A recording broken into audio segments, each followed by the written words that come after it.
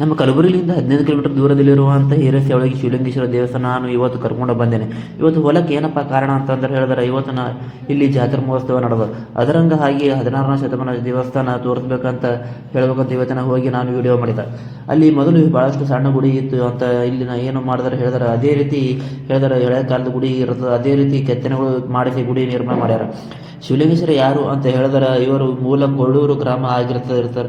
ಅಲ್ಲಿಂದ ಬಂದಂಥ ಈ ಊರು ಒಳಗೆ ನೆಲೆಸಿರ್ತಾರೆ. ಅದರ ಜಪ ತಪ ಮಾಡಿ ಆನಕ್ಕೆ ತಕ್ಕ ಮಾಡಿ ಇಲ್ಲಿ ನೆಲೆ ಊರಿರ್ತಾರೆ. ಊರೊಳಗೆ ಈ ಕಂಬಗಳು ನಿರ್ಮಾಣ ಮಾಡಿರುವಂಥ ದೇವಸ್ಥಾನ ಕಂಬಗಳ ಬಗ್ಗೆ ಯಾವ ರೀತಿ ಅದ ಅಂತ ಹೇಳಿದ್ರೆ, ರಾಮಲಕ್ಷ್ಮಣ ಭಾಳಷ್ಟು ಕೆತ್ತನೆಗಳು ಇಲ್ಲಿ ನೋಡೋಕೆ ಕಾಣಿಸ್ತವೆ.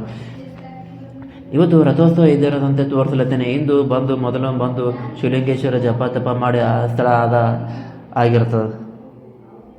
ಇಲ್ಲಿ ಹಿರಿಯರು ಏನು ಹೇಳ್ತಾರೆ ಕೇಳಂಬಾರೆ. ಶ್ರೀ ಜಗದ್ಗುರು ಶಿವಲಿಂಗೇಶ್ವರರು 16ನೇ ಶತಮಾನದವರು. ಕಲಬುರಗಿ ತಾಲೂಕು, ಕಲಬುರಗಿ ಜಿಲ್ಲೆಯ ಕೊಳ್ಳೂರು ಗ್ರಾಮದಲ್ಲಿ ಜನಿಸಿದರು.